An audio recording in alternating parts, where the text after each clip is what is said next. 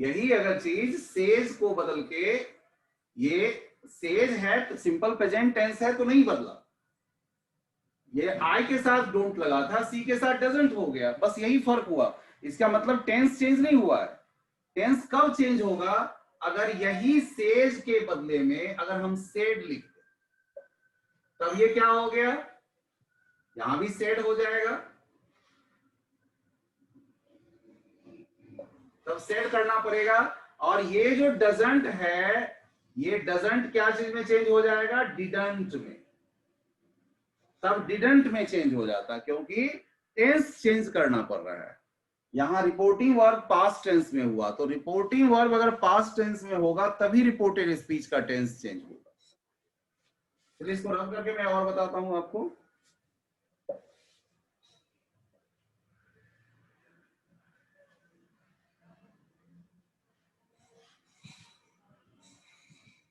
तो दो चीज है, change of tense, change of pronoun.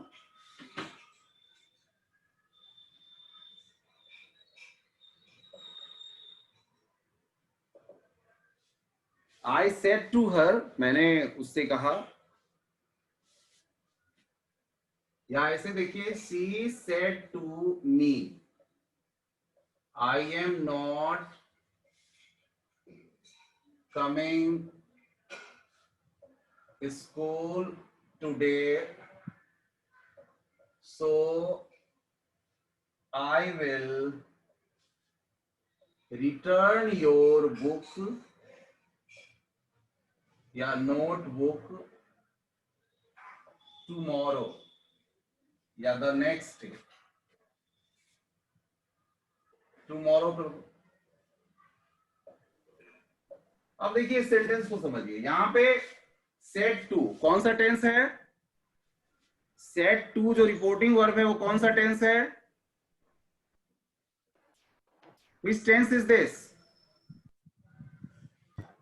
Said to कौन सा टेंस है? पास्ट टेंस है। से का सेड हो जाता है, ए का सेड हो जाता है, ठीक है। तो रिटर्न ये कह रहा है कि सेड टू बी, ये तो सबसे पहले इसको बदलो आप, सी told me, comma inverted comma हटा के दैट लगाओगे, क्योंकि स्टेटमेंट है, सिंपल सेंटेंस है, इसलिए आई कौन सा पर्सन हुआ? First person. फर्स्ट पर्सन बदलता है सब्जेक्ट से, वो प्लेस कौन सा है? सब्जेक्ट का प्लेस है, तो शी का सी ही आएगा, दैट सी।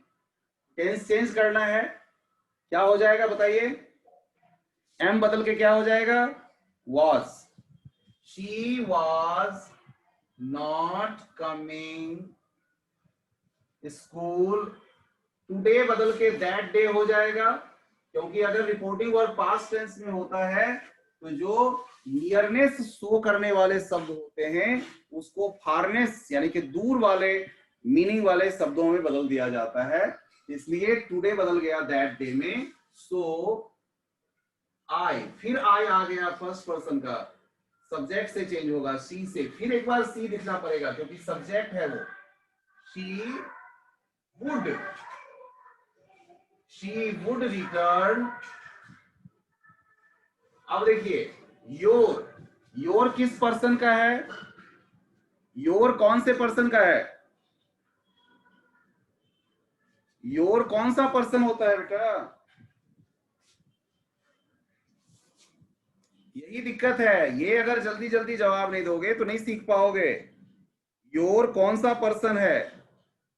यू योर कौन सा पर्सन होता है? You your second person. कितना देर लगा दिए बोलने में? सेकंड पर्सन किससे बदलते हैं? सेकंड पर्सन किससे बदलते हैं? सेकंड पर्सन बदला जाता है ऑब्जेक्ट से। सेकेंड पर्सन बदला जाता है ऑब्जेक्ट से, और ऑब्जेक्ट देखिए यहां पर क्या है? ऑब्जेक्ट क्या है यहाँ पे? मी। तो मी से जब बदलेगा तो ये योर बदल के क्या हो जाएगा यहाँ पे? माय। Return my notebook. और टुमारो बदल जाता है किसमें? आपके बुक में ये सारा दिया हुआ है। टुमारो बदल जाता है द नेक्स्ट डे में, the next day. Past show करने वाला शब्द बदल जाता है प्रीवियस में, और फ्यूचर शो करने वाला बदल जाता है नेक्स्ट में। ठीक है बेटा, ये सब रूल हर एक सेंटेंस में फॉलो किया जाता है। क्लियर हो गया? ये सबको क्लियर हुआ? देखिए आगे,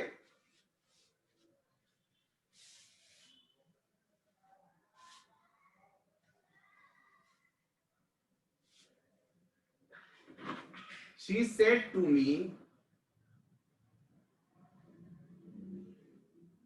Delhi is the capital of India. ठीक है, my teacher said the sun does not revolve round the earth. अब बताइए, ये दो सेंटेंस मैंने लिखा है, ये दोनों सेंटेंस को समझिए पहले। Although reporting verb is past tense, आप गौर से देखिए, रिपोर्टिंग वर्ब पास्ट टेंस है। ठीक है, रिपोर्टिंग वर्ब पास्ट टेंस है, यहां भी रिपोर्टिंग वर्ब पास्ट टेंस है, लेकिन रिपोर्टेड स्पीच को देखिए। अगर रिपोर्टिंग वर्ब पास्ट टेंस है तो नियम कहता है, रूल कहता है कि रिपोर्टिंग वर्ब पास्ट टेंस होने पे रिपोर्टेड स्पीच का टेंस बदल जाना चाहिए। ये वाला इस हिस्से का टेंस बदल जाना चाहिए। मान लीजिए इज है तो इज का वाज हो जाना चाहिए, वैसे ही यहाँ डज है तो डिड हो जाना चाहिए। लेकिन क्या इस केस में हम इसको बदलेंगे? क्या स्थिति में इसको हम बदलें? कहां से ये आवाज आ रही है? महेश बेटा, रिकॉर्डिंग हो रही है, प्लीज कंट्रोल। म्यूट कर लिया करो, जब बोलना होता है ना म्यूट कर लो। देख रहे हैं बेटा? तो अब ये इसको समझिए, इस सेंटेंस को। ये सेंटेंस जो है वो यूनिवर्सल ट्रूथ, यानी कि ये परमानेंट ट्रूथ है। दिल्ली भारत की राजधानी है, ये परमानेंट ट्रूथ है। अगर हम इसका टेंस चेंज कर देंगे ना तो मीनिंग ही बदल जाता है। इसी वजह से इसका टेंस चेंज नहीं करते हैं ऐसे सेंटेंस का। कोई साइंटिफिक ट्रूथ हो, कोई यूनिवर्सल फैक्ट्स हो, कोई हिस्टोरिकल फैक्ट्स हो, ऐसे जो होते हैं इनका टेंस चेंज नहीं किया जाता है। आप उसको समझिए। तो सी टोल्ड मी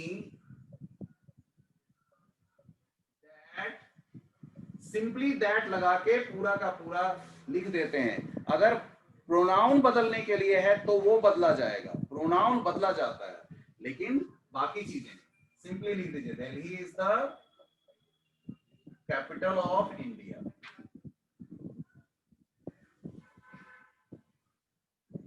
कोई भी सेंटेंस अगर कोई कस्टम से रिलेटेड है, कोई रीति रिवाज से रिलेटेड है, कोई धार्मिक महत्व की चीजों से रिलेटेड है, यूनिवर्सल फैक्ट है, साइंटिफिक फैक्ट है, हिस्टोरिकल फैक्ट्स है, परमानेंट ट्रूथ है, तो ऐसे सेंटेंस का टेंस नहीं बदला जाता है।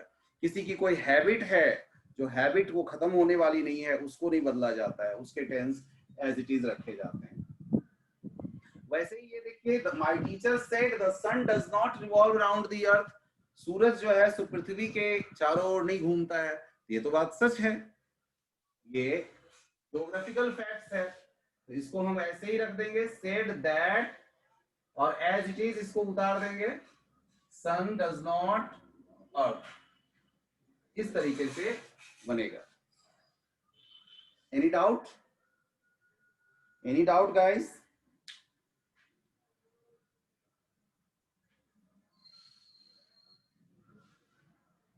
और देखिए, और समझते हैं। है किसी को डाउट? आप पूछो जल्दी से, नहीं तो मैं एक और सेंटेंस बताऊंगा।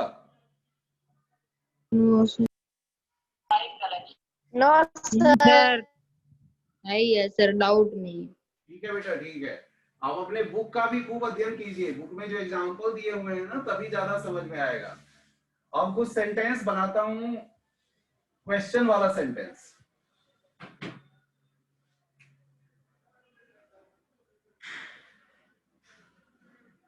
My teacher said to me, can you solve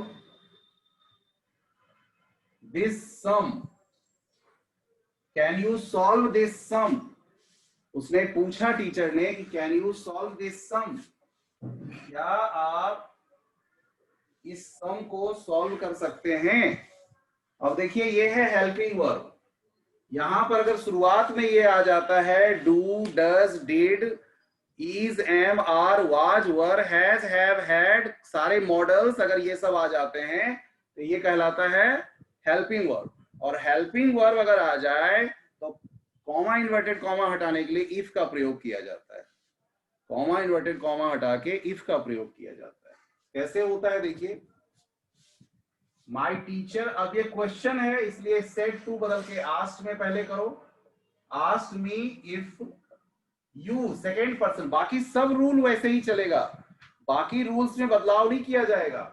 you second person का है, ऑब्जेक्ट से चेंज कीजिए, मी से चेंज कीजिए, मी से चेंज करेंगे तो उसका सब्जेक्ट बन जाएगा आई।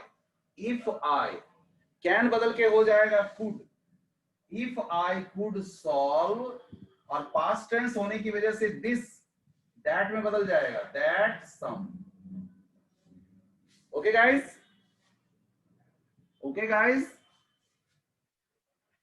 ऐसे ही Yes, sir. I said to her, do you like coffee? Do you like coffee? अब देखिए ये भी हेल्पिंग वर्ब से शुरू है, क्वेश्चन है, यहां फिर आस्क में बदल जाएगा। I asked her, फिर टू हट जाता है, टू नहीं रहेगा। I asked her, helping verb है, इफ लगाइए, if you, you second person according to object, her से बदलेगा तो अब क्या बन जाएगा ये शी, क्योंकि हर का सब्जेक्ट सी होता है। इफ सी, और ये डू ऐसे समय में क्या करते हैं, सिंपल प्रेजेंट टेंस में पूछे गए जो क्वेश्चन होते हैं उसका डू और डज हटा दिया जाता है और सिंपली इसको फर्स्ट फॉर्म को सेकेंड फॉर्म में बदल दिया जाता है। तो if she liked coffee, full stop लगा देते हैं, ठीक है। अब देखिए WH वाला, my mother said to me, why are you so sad? Why are you so sad? अब इसका जवाब ढूंढिए।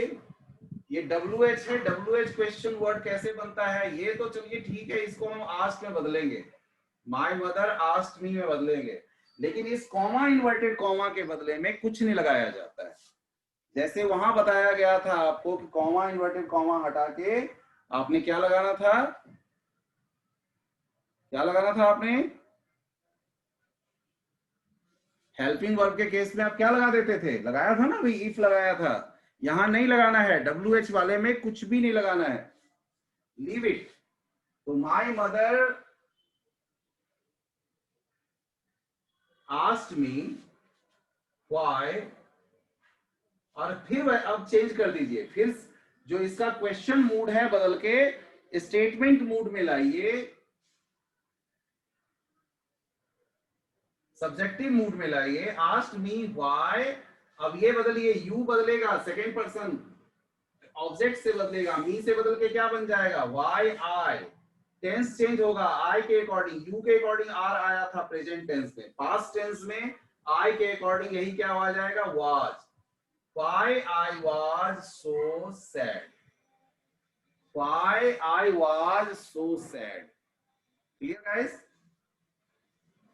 इसी तरह से I said to her, where do you live? Where do you live? इसका बनाइए, देखिए इसमें भी आस्क में बदलेगा पहले, I asked her, comma inverted comma हटा के कुछ भी नहीं लगाना है, वेयर ये बदलेगा, यू बदलेगा हर से तो क्या हो जाएगा शी, और लिव की second form lived, where she lived only आ जाएगा।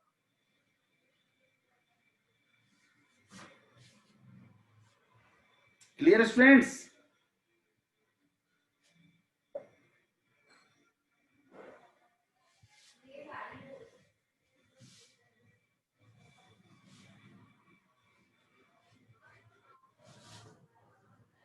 अब देखिए कुछ imperative Yes, sir. Imperative sentence बताता हूं। Imperative sentence, imperative sentence order request से रिलेटेड जो सेंटेंसेस थे उसका। तो जैसे जैसे सेंटेंस आएगा वैसे ही सेड या सेड टू को बदल देंगे। सेड या सेड टू को आप किसमें बदलेंगे? Ordered, requested,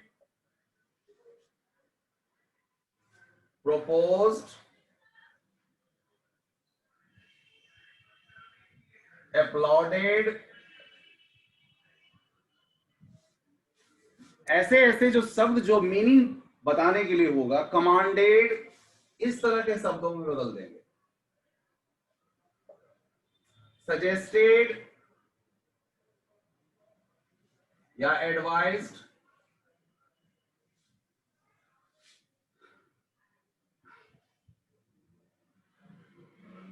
I said to her, please help me in solving these sums.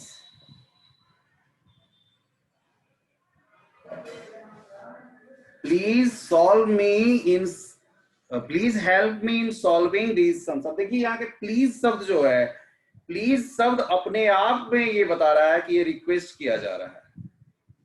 तो आई सेड, सेड टू बदल गया किसमें? रिक्वेस्टेड में। आई रिक्वेस्टेड हर टू, अब ये प्लीज भी हट गया, प्लीज को भी हटा दीजिए क्योंकि वो रिक्वेस्टेड बन गया। आई रिक्वेस्टेड हर टू, अब यहां लगाइए, ये कॉमा इन्वर्टेड कॉमा हटा के टू लगाया, टू हेल्प, लेकिन बाकी चीजें बदलेगी। मी कौन से पर्सन का है? फर्स्ट पर्सन का, इसको बदलेंगे हम सब्जेक्ट आई से, लेकिन आई का सब ऑब्जेक्ट का प्लेस मी ही होता है, मी ही होता है, इसी वजह से इसको हम मी ही रहने देंगे। To help me in solving, और पास्ट टेंस होने की वजह से दीज बदल जाएगा दोज में, दोज सम्स। ओके गाइस, इस तरीके से बदलेंगे।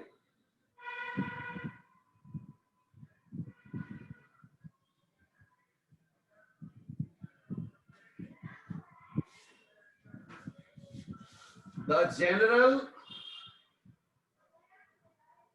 said to the soldiers, march ahead। अब जनरल अपने सोल्जर को क्या कहा होगा? ऑर्डर दिया होगा ना, कमांड किया होगा, कमांड, तो ये बदल जाएगा कमांडेड में। The general commanded the soldiers to march ahead, यानी उसको कहा आगे बढ़ो, march ahead. Any doubt students? Any doubt? Any doubt और मेनी डाउट्स? No, sir. तो ये सब मेन है बेटा, ये सब आपके बुक में भी दिया हुआ है, लेकिन आप रिवीजन नहीं करते ना। अब देखिए, जब कर ही रहे हैं तो एक दो ऑप्टेटिव सेंटेंस भी बता ही देता हूं, ऑप्टेटिव सेंटेंस भी साथ साथ बता देता हूं।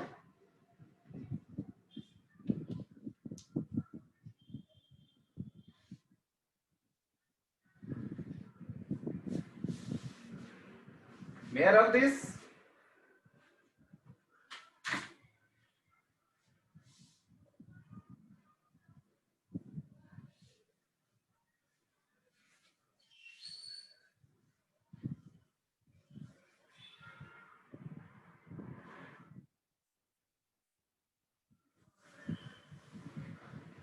See the optative sentence. Optative sentence कहते हैं, ऑप्टेटिव सेंटेंस मतलब जो विश वाला सेंटेंस होता है, जो हमारे विश या हमारे इच्छाओं से रिलेटेड होता है, ठीक है।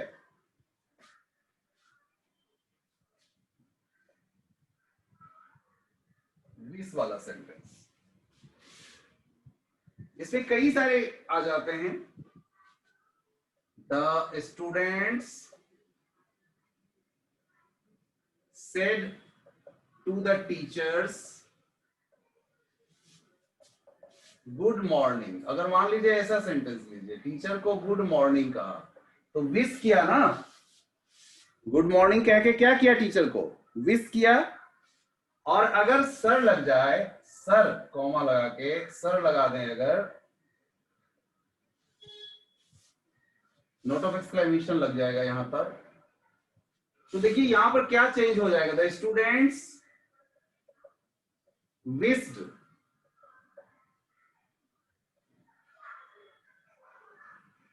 his teachers respectfully, या respectfully wished his teachers। ये यहां लगाइए चाहे वहां लगाइए, ये सर या मैडम अगर रहे तो रिस्पेक्टफुली शब्द लगा दिया जाता है। अगर सब्जेक्ट, अगर सेंटेंस में रिस्पेक्टफुली शब्द आ जाए तो लगा देते हैं इसको, ठीक है।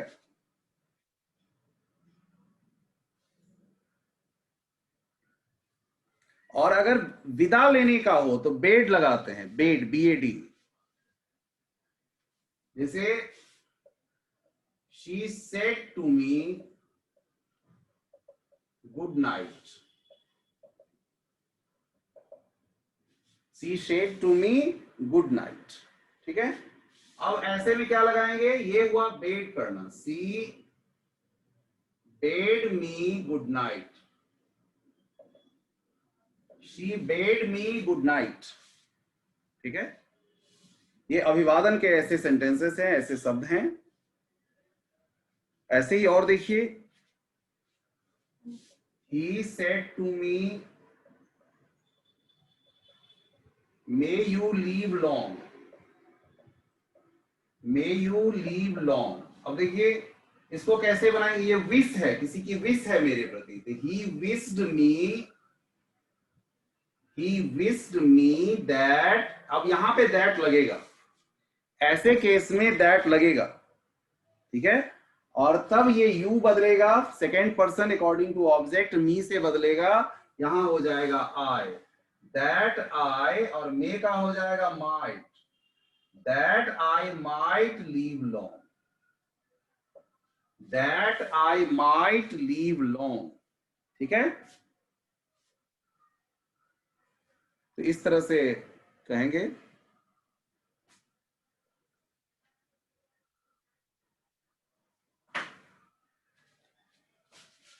अगर ऐसा सेंटेंस हो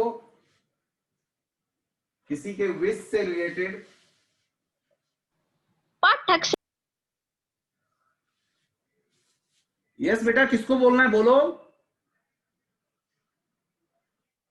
बोलिए बेटा,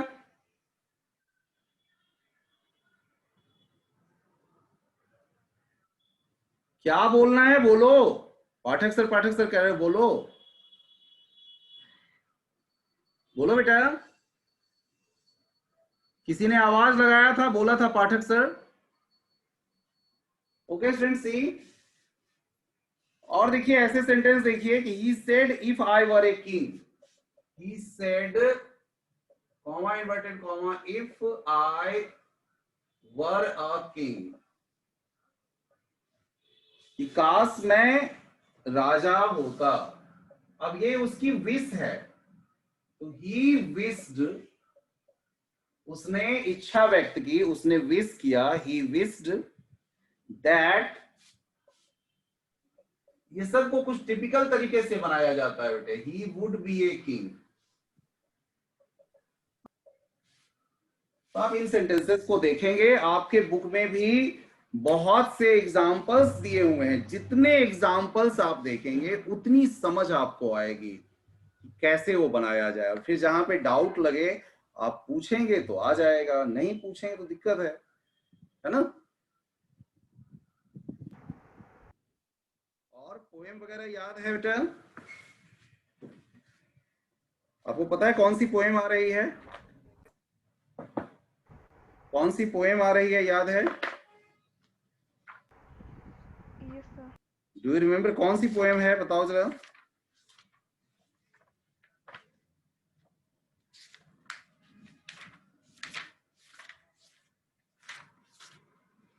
चैप्टर कौन सी आ रही है?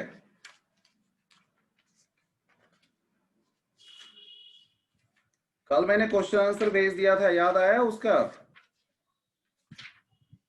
Yes sir.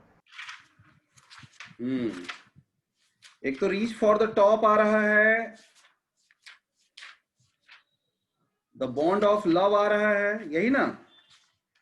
The reach for top and bond of love, yes sir. और पैकिंग।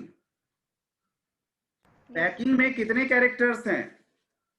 पैकिंग चैप्टर में कितने कैरेक्टर्स हैं? सर 4। 4 कैरेक्टर्स हैं। बताइए जानवर उसमें क्या, जानवर जो है उसका क्या नाम है? मोंट मोरेंसी। उसमें उस डॉग का नाम है मोंट मोरेंसी। उसने लेमन्स को क्या समझा था, याद है आपको? उसने लेमन्स को क्या समझा था? वो लेमन्स को, 3 लेमन्स को वो समझ लेता है रैट्स, चूहा समझ लेता है।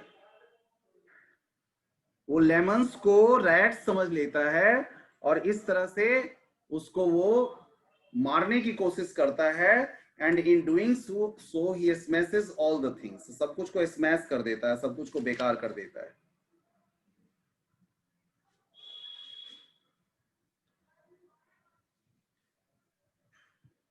जब राइटर कहता है कि आई विल पैक, तो did he really want to pack? क्या वो वास्तव में पैकिंग करना चाहता था या कुछ और उसकी इच्छा थी? No sir. क्या इच्छा थी उसकी? वो पैकिंग नहीं करना चाहता था। He only wanted to supervise all the work. वो सभी काम को सुपरवाइज करना चाहता था, सुपरविजन करना चाहता था सभी काम को। वो उसके काम करने की बिल्कुल इच्छा नहीं थी। वो काम करने के लिए नहीं कर रहा था वो सारा कुछ, सिर्फ सुपरवाइज करना चाहता था। वो चाहता था ऑर्डर दें और ये सारे लोग उसके ऑर्डर पे सारा सामान वहां ला के उसके सामने रखें, ये उसकी इच्छा थी।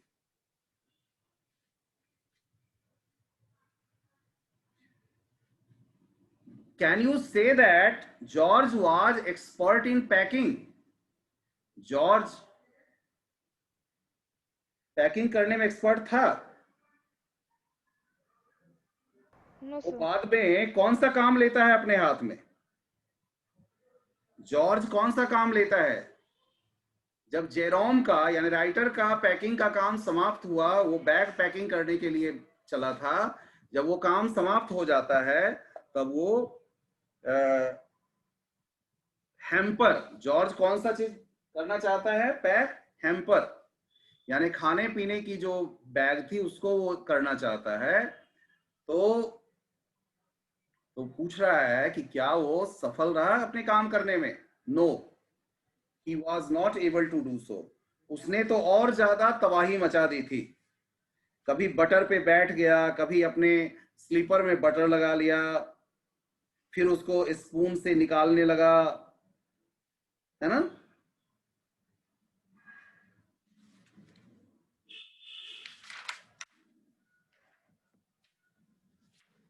बताइए संतोष जो थी अपने कितने भाइयों में एक बहन थी? 5 सन्स, यानी 5 बेटों के परिवार में वो एक सिंगल लड़की थी। और जब उसके और कौन से चीज से जो होली मैन आए थे वो आश्चर्यचकित रह गए थे? इसी चीज से आश्चर्यचकित रह गए थे कि संतोष की दादी ने, यानी संतोष तब तक तो जन्म नहीं ली थी, संतोष की दादी ने बेटा जो होने का आशीर्वाद उन्होंने दिया था, सी रिफ्यूज्ड, उन्होंने मना कर दिया, और इसी से वो आश्चर्यचकित रह गए। और बताइए एक एनवायरमेंटलिस्ट के तौर पर उसने कौन सा अच्छा काम किया? फर्वेंट एनवायरमेंटलिस्ट के रूप में उसने she collected 500 kilogram of garbage, 500 kilogram garbage उसने हिमालयाज के टॉप से, हिमालय के ऊंचे उस शिखर पे बिखरा पड़ा हुआ था गार्बेज, कूड़ा कचरा, उसको इकट्ठा करके वो नीचे तक लाई। ये बताता है कि how fervent environmentalist she was, कि कितनी वो दक्ष एनवायरमेंटलिस्ट थी। ठीक है गाइस। और लास्टली आप कह सकते हो कि she was an epitome of great dedication and struggle. उसकी एक मूर्ति थी, उसकी एक मिसाल थी।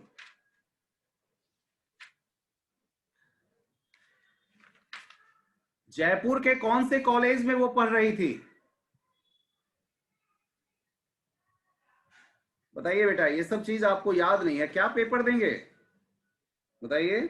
महारानी कॉलेज ऑफ जयपुर, महारानी कॉलेज ऑफ जयपुर। उसने कहां एडमिशन लिया था माउंटेनियरिंग की शिक्षा प्राप्त करने के लिए? Uttarkashi, Nehru institute of Uttarkashi. मारिया